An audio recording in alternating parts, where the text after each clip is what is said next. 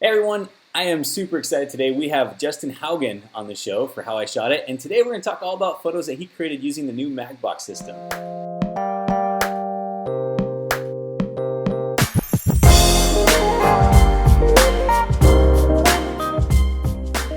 Hey Justin, how you doing? Hey, Trevor. Thanks for having me. It's good to be on. Absolutely, absolutely. Now, I believe you've done one of these, but it was like, gosh, a year, 2 years ago, right? Didn't we do one? I think it's been a couple years. It's been a Yeah. while. You've filmed a lot more since I've been on. Yeah.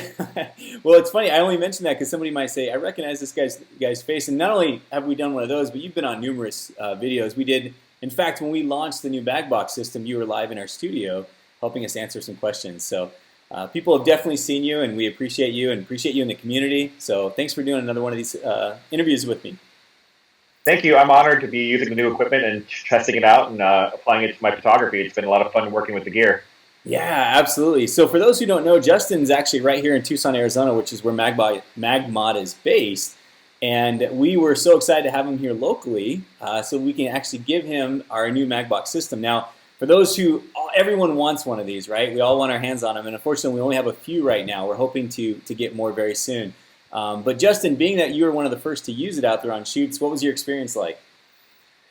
See, when I've been using the MagMod system over the last few years, I've made a concession that my off-camera light work was going to be a little more environmental and not quite so close up because we know the light patterns are a little smaller, getting a little bit of a harsher light, and that's not always ideal for beauty work, especially when we're doing like weddings. And I want to get really nice, soft light on my brides, especially. And now that I'm working with the MagBox, I'm finally have this new closeness and realm of beauty lighting that I've been missing from my off-camera light work that I've been kind of improvising and shooting a little more environmentally. So now my range with my off-camera light work has increased where I can get a softer quality light. I'm really liking the results that I'm getting, especially working with my female subjects who I want that nice soft light for. I love that. Yeah, absolutely. It's very forgiving light, and you're right. And now it seems like we have a range of we can create a little bit harder light if we're looking for it, and we want we can go from a mag balance, a MagGrid, MagSphere to a MagBox. Like we have all these different tools, and it does it. It's like having Mhm. a golf bag full of all different golf clubs. We don't want to go Absolutely. golfing with just a putter. So right on. Well, Justin, I know you have lots of images. You were showing me some of these photos right before we went. I started filming here. I was absolutely blown away. So I can't wait for people to see these. And like I said, I know there's lots of them. So if it's cool with you, I'm going to let you jump right into the engagement photos. Can you share some of those with us? Sure. And we had an amazing sunset here in Tucson, Arizona yesterday. And I happened to be up on Mount Lemon, which is about 10,000, our mountain nearby that's about 10,000 feet high. And golden hour was incredible yesterday. I saw photos of the sunset from friends who were in town. Well, we were up in the mountain where the golden hour light was hitting the clouds, and the golden hour scatter was incredible. We were enveloped in this really warm, glowing orange light, and I got to photograph some really incredible sunset photos in that light with the MagBox. I think all of us photographers were looking at that sunset going, man, I wish I was doing a shoot right now. And of course, you Hmm. were. So, Yeah, and it was interesting to see the other side of it. I had friends in town who got that great shot of the mountains, and I was in the mountains shooting at the sun, so yeah. at the clouds. So let's start with Kat and Derek number nine. I Yeah. wanted to. So I was shooting in another part of the mountain earlier during the session, and I told them, okay, right at 7:10, we need to jet and try to find another location where we can get a better look at the sunset. And I realized that if we went back down the mountain, we were going to be on the other side where we couldn't see it. So I told them to hang tight, and we drove in my car. And I said, I'm going to punch it. We went up north, up the mountain, looking for the sunset. And I was really fighting the clock here because I was worried I was going to lose that sunset, and I wouldn't be able to show any of the get anything to show for it. So I jumped out of the car. I had them get in position, and I immediately put the mag box on top of my light stand and popped it open and put the focus diffuser on it. And I was really happy how quickly I could work with the MagBox to get this soft quality light in such a fast and short amount of time. So Cat and Derek number nine, I had that focus diffuser on, and in my head, I only had like 2 minutes left with this sunset because I didn't know how much it was going to give me. Yeah. So I didn't use any gels on this. Initially, I used it was ungelled, so I was shooting with this golden light here, and then I wanted to add a gel to the setup so that way I could get a closer match in the white balance between the subjects and this incredible orange light that was going on. So I put on a full CTO gel in the subsequent photo in Cat and Derek number 10. And once I started to correct for some of that orangeness in their skin, it brought back some of the blue in the horizon further back on the sun, in the sky. So I was able to get that orange cloud cover plus that blue. And I love getting that kind of layered coloring where you got some orange and blue going on, cool and warm. Yeah, no, absolutely. That kind of contrast, color contrast, is amazing, and especially since they're complementary colors, it works so well. I just love that photograph, and I love how they're just layered right in between, and it's like you have we, as photographers, we think about the rule of thirds, and it's like you have that rule of thirds on the top, and then you have the third on the bottom and third in the middle. It's an incredible photograph. I really like this one. Thank you. And I'm always looking to get I want my subjects' heads to be in that negative space between like a darker and another darker area of the photo. So when I got to the cat and their bodies above the horizon line, above the mountain line, but below the cloud line, in that blue space, that's like aesthetically, that's where I want to see my couples. And then you get into Cat and Derek number 12.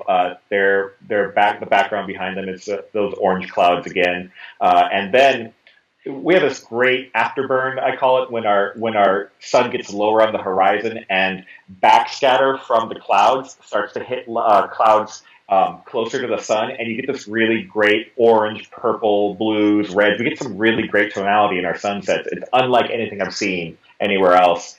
And by the time you get to Cat and Derek number 13, I'm still shooting with the focus diffuser. I'm using the full CTO gel, and now you're starting to see these orange and purple tones coming out of our sunset. That's like our Arizona license plate. I always call it the license plate sunsets when we start to get those colors. So, and then you can see in the pullback the positioning of the light. And in this case, I'm working with the light maybe about 8 to 10 feet away from the subject, about 8 to 9 feet up in the air, angled towards them.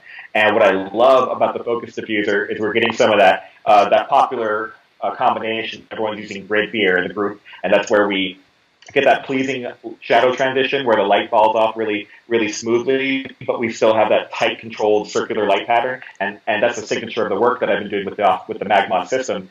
Well, now the focus diffuser allows me to have that similar light fall off light pattern, and I'm able to get a softer quality of light from a further distance away. So I'm really happy with how that looks in these photos. Come by photo number 16 in the Cat and Derek images here.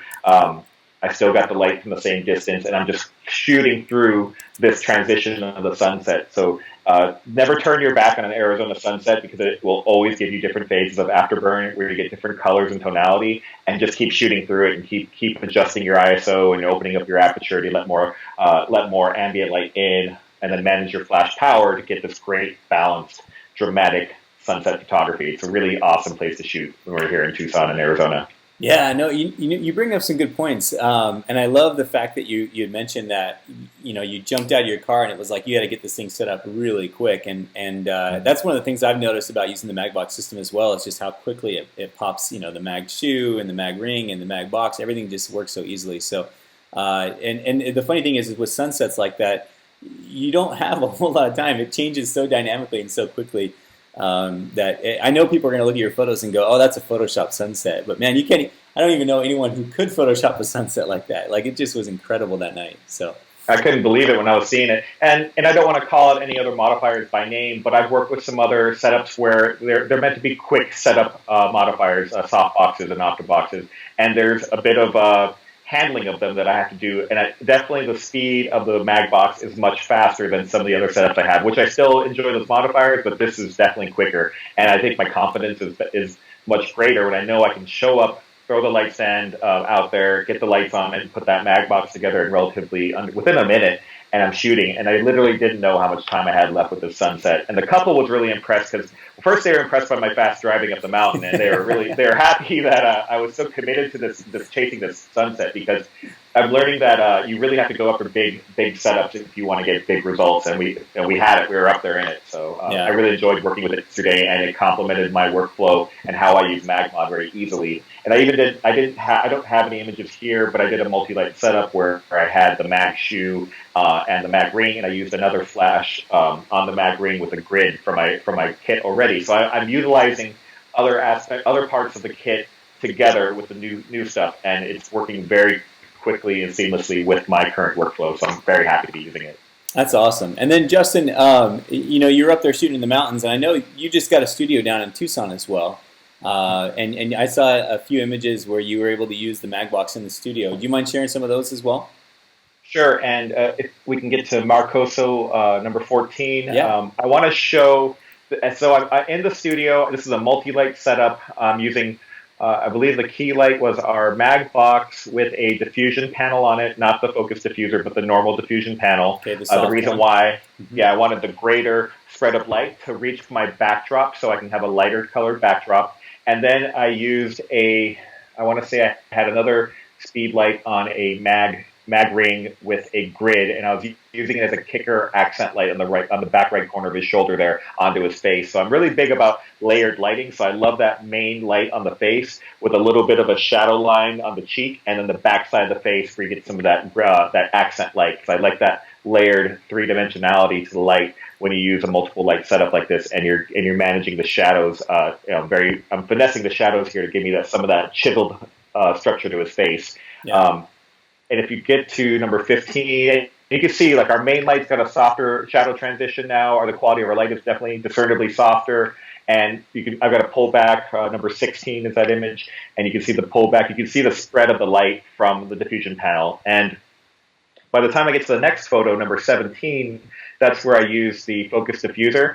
And I wanted to see the effect of the focus diffuser and how it narrowed the beam of light from striking the background so much. And I helped control some spill on the background. And I got a darker, moodier, more dramatic gradation of dark to whiter tones on that white backdrop. And by the time you see the pullback photo on that, you can see how that light pattern differs from the diffusion panel from the earlier photos. So I'm getting that same quality of soft light with the focus diffuser, but I'm controlling the spill of the light, and I'm getting a different light pattern from it. So those are two things to really keep in mind when you're managing both the pattern of light and the quality of the light, softness and hardness. Yeah, I think your image number 16 and your image number 18 is a great pullback on both of those to show kind of the soft fabric diffuser versus the focus diffuser, just so people can kind of have an idea of how it concentrates it. So maybe we can put those images side by side, but those are great comparisons. I love those pullbacks. Thank you, and I like to like to use the term guerrilla math. I'm not a light meter guy. I'm not a guy who I don't know the ratios very well. Like I kind of just, my light meter is take a picture, something's off, I'm going to make a correction. And I think people need to get more comfortable with the idea of trial and error photography where they're not seeing the result, but everything everything that you see in the initial picture is a tip-off to what needs to be corrected on your second exposure. So there isn't any reason by exposure number 2 or 3 that you don't have your lighting dialed in. And I think people, if they have the right education on that, they see that they can get to their results much quicker if they know what to tweak. And what I want to point out on this photo is I forgot what I was going to say about it. I lost the thing. I had a whole train of thought about what I was going to comment to on these pictures here. But I'm looking for, I'm getting a softer quality light from the main light, and I really like that light quality that I'm getting on my subjects, plus the tight controlled light from the grid that normal way that I'm shooting anyway. So having that all together in the studio has been really fun for me to work with the MagBox and the MagGrids and the other line of modifiers that I've been using. That's cool. That's awesome. Now, this guy, Marco, looks like he has a lot of character. So I know I saw one of your images as well against the lime green backdrop. Tell us about that. Obviously, there's a little bit of creative magic you threw into that. I was able to get my hands on some of the creative gels, and I've been wanting to play with color more in my main lights and in my bigger modifiers, and it's really hard for me to gel my large modifiers in studio. I've got a number of large softboxes, optas, huge umbrellas, and gelling them is really tough, and I don't even have a line of creative gels for that. In this photo, I wanted to use that magenta gel to experiment with some of these colors. I had a teal gel under a speed light, with a grid for that teal kicker, yellow gel inside of a sphere pointed at the white backdrop, and I played with some of the colors in Lightroom, so you see more of a lime effect in the image, but if you look at the pullbacks, it's going to be a yellow backdrop. But that's my base. Like I started from there, and I did some color tweaking and white balance tweaking in Lightroom in order to get some of this effect here. But I used 3 different creative gels to get this effect, and I wanted to play around with a little bit of color theory, complementary colors, and just go for something kind of out there because Marco's a pretty interesting guy, and he gives me some great results in front of the camera. So yeah, I wanted to give something that he'd remember as a signature photo, and just something out there, a little more edgy, a little more designy, maybe like a little more artistic, if you may. Yeah. So this is the result I got. Now just playing around with 3 different colored gels, and the ease of use of the system is what helps me to play around with these types of effects in studio, because you couldn't normally pull that off with larger modifiers using the gel. Well, hey, Justin, I want to make sure that there was a couple more images from a shoot that you did the other day that I thought were absolutely phenomenal. I want to make sure that the MagMod community had a chance to see these as well. Would you mind talking about some of those photos? I believe her name is Tanisha, is that right? Sure, I did a shoot with this girl Tanisha here in town. I tried to get in as many shoots as I could while I had the gear. So I know I got to give it back, which I'm sad to see it go. But I got to take Tanisha out for some quick photos, and we just rapid fire. We moved around from location to location. We didn't go more than like 10 feet from my car for every part of the shoot.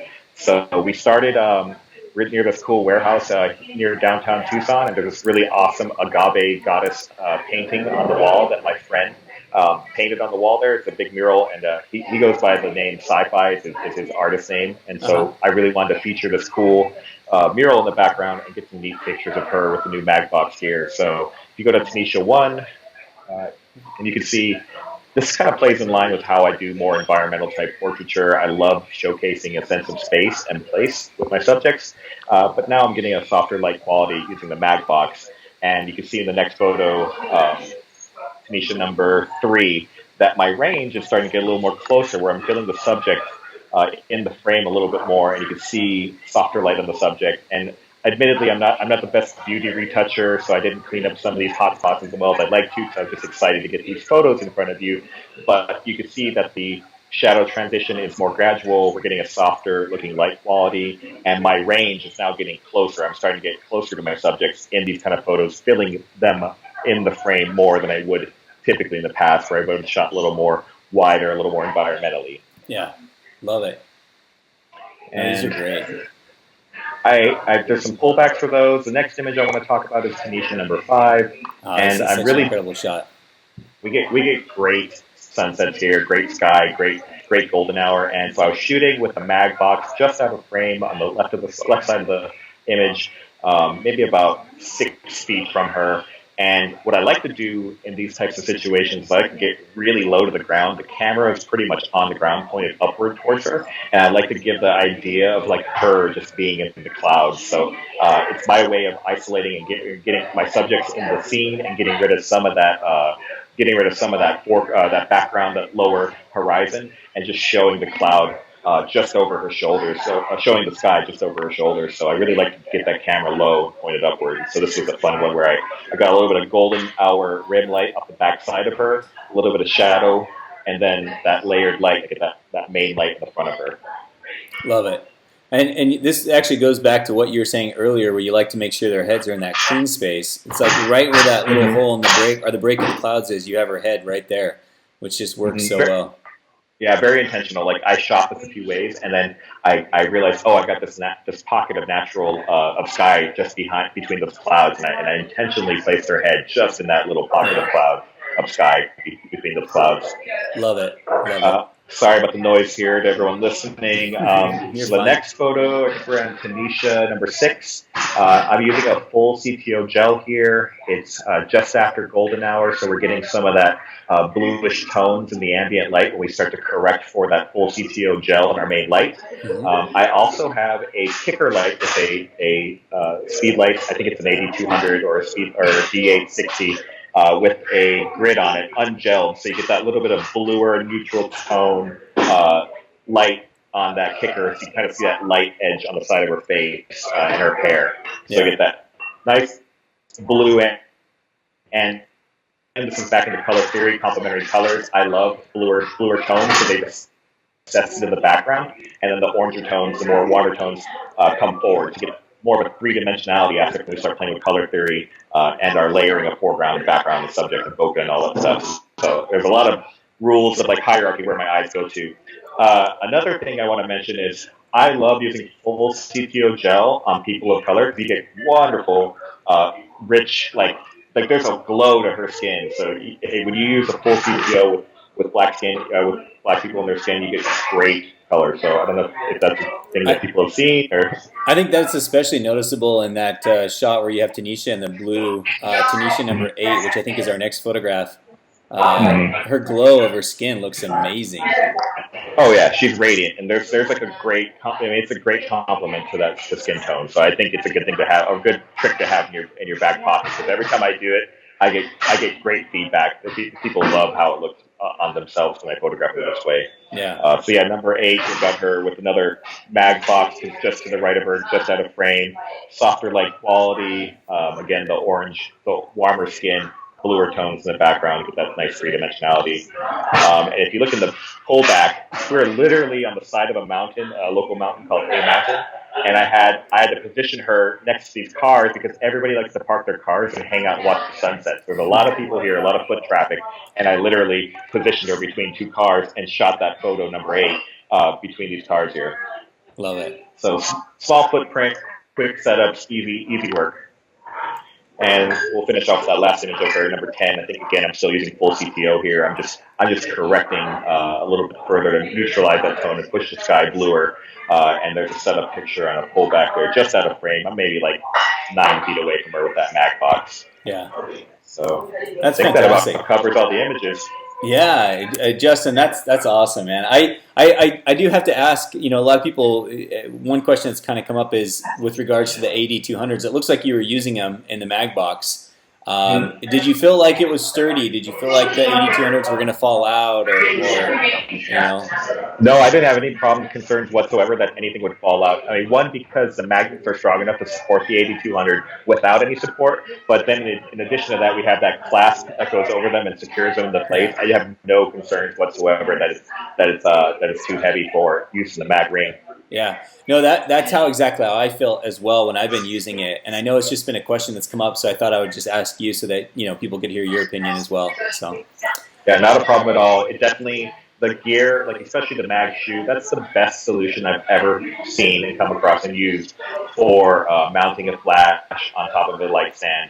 And that it's secure and heavy duty, and that there's the flash is going nowhere, the MagRing is going nowhere. It's very locked in, and I feel confident that I'm going to use this stuff and not have to worry about things falling off the setup. Hey Justin, thank you so much, man, for spending the time and kind of going over some of these images with all of us. I love that other people can, or people can see, photographers like yourself using the MagBox system and kind of being able to see the types of images that you can create with it. So thank you again.